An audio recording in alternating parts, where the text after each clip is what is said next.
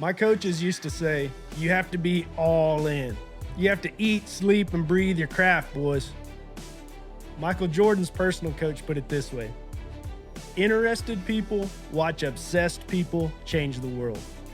That was Tim Grover.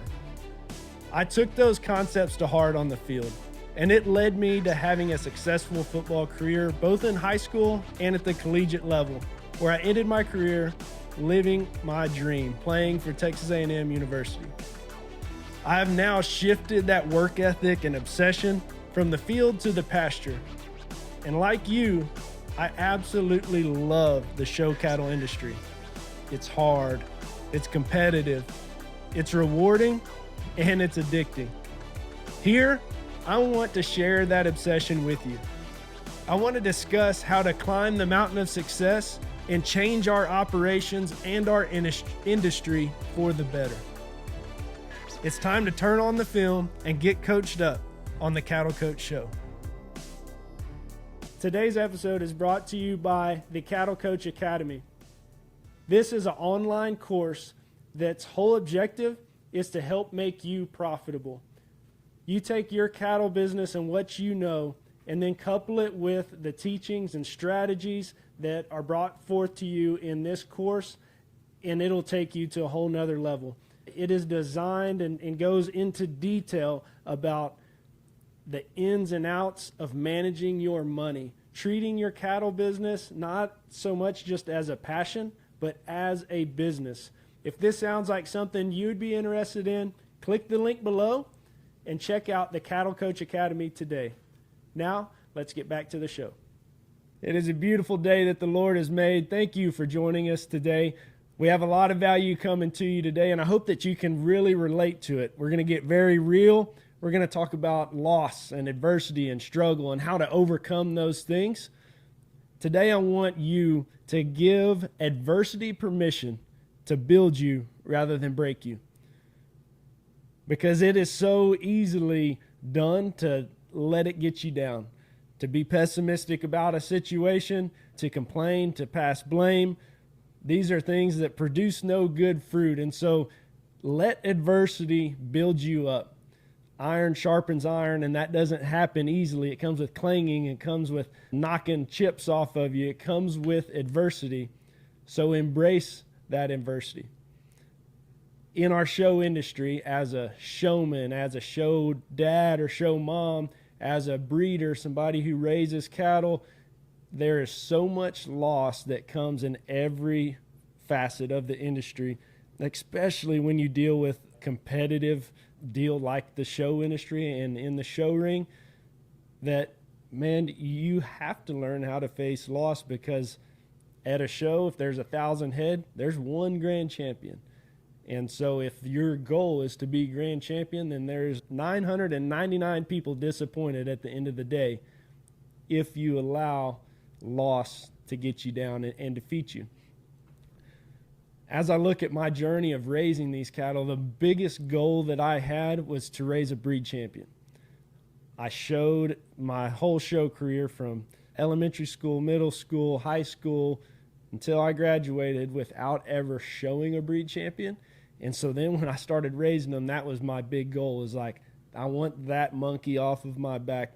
I want to raise a breed champion. I want to accomplish that feat. I want to know the game plan that it took to make it happen. I didn't even know that part. I didn't know how to make it happen. It took a whole lot longer than I wanted it to.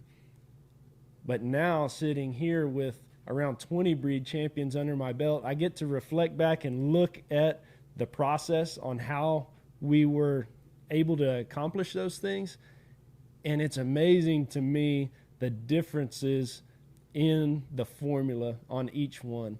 And it's very humbling to know that, honestly, some of them, I'm glad that they did. I'm so super excited for the family that they did win, but they didn't have to.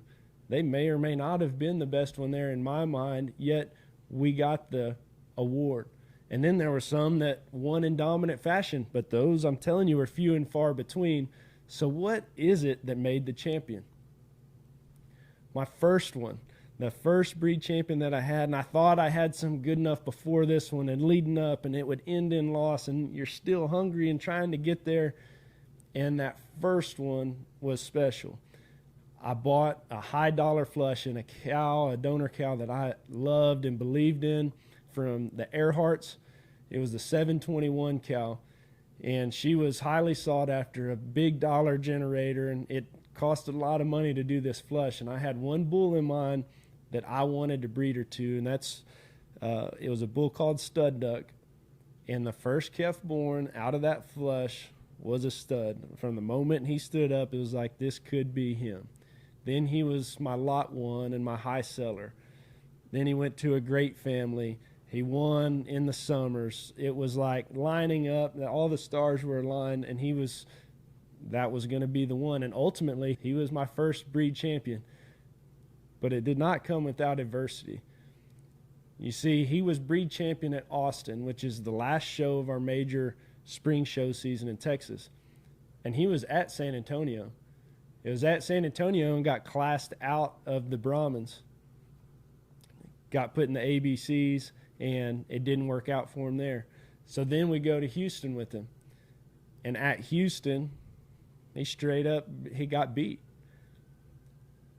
So we have a calf that gets classed out. We have a calf that gets beat. We go to the last show of our show season, and he's your champion Brahmin at Austin. He was my first breed champion to raise. And you look back on it and you think, man, what if they would have given up on him? What if they wouldn't have taken him to another show and risk him getting classed out again? What if they would have pouted and put their tail between their legs after getting beat in Houston and not taken him to Austin? And so my very first breed champion that I raised was one that just overcame adversity. You think, and I'm saying I thought that a breed champion was like born good, always good, and he was always good enough to win. When the fact of the matter was that calf was good enough to get sixth one day, fifth another, nothing the next day, and he was the one that ended up being a breed champion. So allow adversity to build you and never quit. I look at just how close it is in this competition that we do called showing, and how like winning isn't owed to us. You have to put in the work to get the result, but you can be the hardest working one in the barn with a good calf and not have the result that you want. And that is so frustrating. And that's why a lot of us end up saying that was political. That judge doesn't know what he's talking about. Some of us, as bad as it is, we blame it on the showman. He didn't show good enough. He should have. Look, this deal, if we have that type of mindset going into it, to me, that's, and I hate this term, I think it gets overused and not used properly, but it's toxic. That is something that is just a downhill spiral into a place that you don't want to be, and not a way to ascend. So what do? Look at where you're at and just keep going. One of the coolest stories I have about breeding cattle and having a awesome end to the story comes with, it was a grand champion at Houston. I think it was 2019, if not a year or two right around there. One of my good friends, Cody Poehler, was wanting to get into the show cattle business, wanting to buy a couple donors. So naturally, we're watching Brandon Horn's online cow sale. He has a couple that he wants in there. Ultimately get outbid, don't get them bought.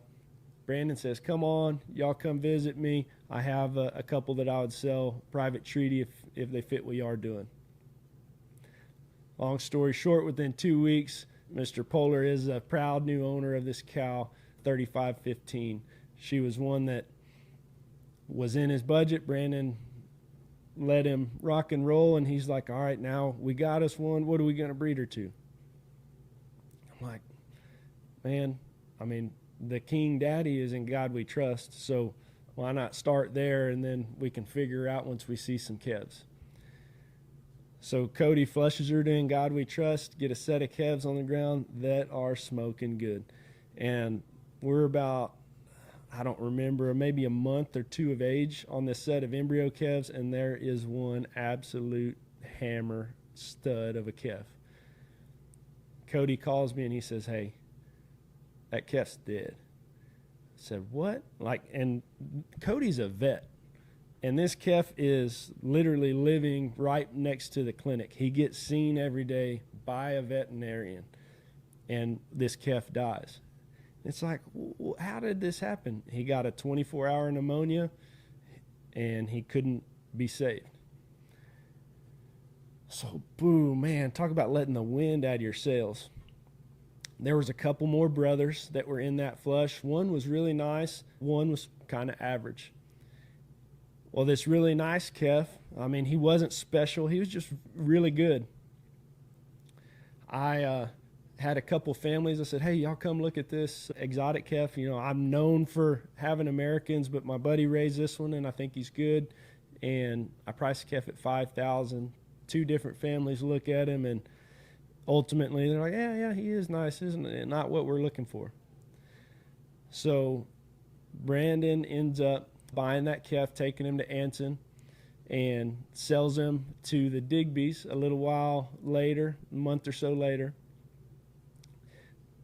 Calf never wins a show through the summer, but was always competitive, always did good, did exactly what a nice calf should do, right? Houston comes around, and Cody and I weren't even at the show on this day. We were there on the American Day, and then we were back at work. He was at his vet clinic. I was at V8, and Brandon calls us, and he says, hey, y'all going to the rodeo tonight? We're like, no, what's up? He said, y'all put your hat on, start your jeans, and let's go. We're about to win the show, boys.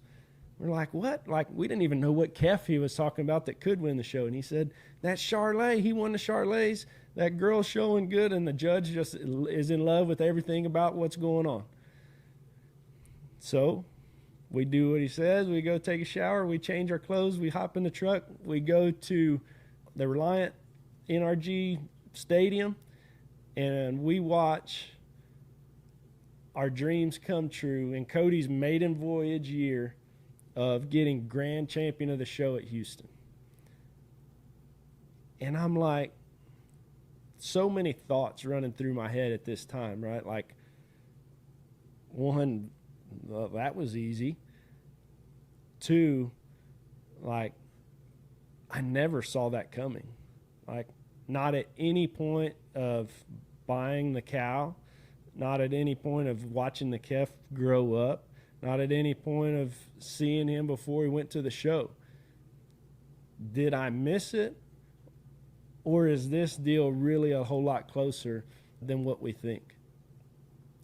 Seeing the calf out there, like, man, you can't argue. He should have won. He looked great. But it's just a crazy story of how you just try to do things right every day and trusting God that you're not messing things up. And we did not intentionally raise the grand champion at Houston. We intentionally just tried to do the best with what we had, and the result was grand champion at Houston, which is like one of the hardest odds and hardest feats that you can accomplish in this game. Just the amazing story, amazing perspective there. This morning, if we're being honest, you look at calving season. Calving season has so many highs and so many lows. If you raise cattle, you know exactly what I'm talking about. Whenever you're calving out, it is, one, you're tired all the time. Two, you are so frustrated because you have cows that have an awesome baby and they're stepping on it or kicking at it when it's trying to nurse or not liking it at all or fighting you, they like it too much. There's so many emotions that go with calving.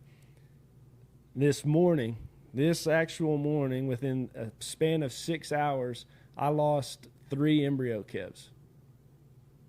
one that was 2 days old and healthy, two as they're calving. And it's not like these cows were neglected. I'm literally watching them give birth, seeing the calf come out and take a breath and move. And by the time everything is all said and done, for whatever reason, we have dead calves. And I know if you raise them, you're like, man, I've had those days too. Just like Polar, the good one of the flush is the one that dies, and the one that wasn't the good one is the one that wins grand champion. Like, it's gonna happen. He was a vet and couldn't save the calf. I'm right here watching this one be delivered, help the cow out. It still dies. We have a whole system in place to keep them out of the heat, and yet you still lose them. And honestly, in the moment, it gets you down. It was in a foul mood, just pissy, just pouting, sad. Am I going to let that get me down and not want to have these things again, completely shift gears, quit, whatever? I mean, some of us take it, adversity takes us to that breaking point. Or are you going to analyze the situation, see it for what it is, change what you can, make adjustments if adjustments need to be made, and just do better the next day? I had to go just take a shower, pretend that we're starting the day over again, and rock and roll. Adversity is a crazy, beautiful thing. Now, in this life, if you don't have adversity and you stay comfortable, that's a very good way to stay stagnant. And stagnant, if you look at stagnant water, that's where death comes. There's no life in stagnation. Life, there's movement. And in life, there's also a death and regrowth. If you just look at a seed has to die so that it can sprout. And then once it sprouts and grows and produces multiple seeds, the plant has to die so that the seeds can drop. And then more plants are grown. It's just God works in beautiful ways through adversity if you don't let it break you. Allow it to build you up. Have a positive attitude. Be an encourager, not a Debbie Downer. Don't be the guy at the show that screams politics. It may or may not be true, but what's it going to change with you whining about it? Don't be the guy at the show that gets on his kid and tells him it's his fault. There's 100% of the decision that is made on where you place at a show is not on you. 100% of it has nothing to do with you. It is the man with the microphone in the middle of the ring. It is 100% his decision. And although we think that we can control the situation and manipulate him with the work that we do, it is ultimately his decision. And so you concentrate on what you're doing, have a standard of excellence, and then let the result be what the result is going to be. I love to win just as much as anybody. I hate to lose. I don't really know how to navigate those losses, but what I can tell you is the best wins come when you help someone else win. So if you look at yourself and you're all consumed with, how did I do today? Did I win? What happened to me? What happened to I? How did I do? If you're saying I and me and I and me, and your thought process is I and me, just try a shift right there. A shift to, how can this person be helped? How can I encourage that person to see them exceed?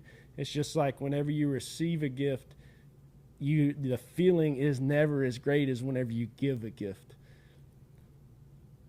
Help someone else get past the surface level of you and go help someone else and watch them succeed and be blessed by that. Give adversity permission to work in your life and give it the permission to build you, not break you. Thank you for joining the Cattle Coach Show today. That's just a little bit of encouragement, and hopefully you can relate on the point of loss and failure, but also be inspired and overcome that. We'll see you next time. Click, like, subscribe, love, whatever it is that you do, and tune in again next week.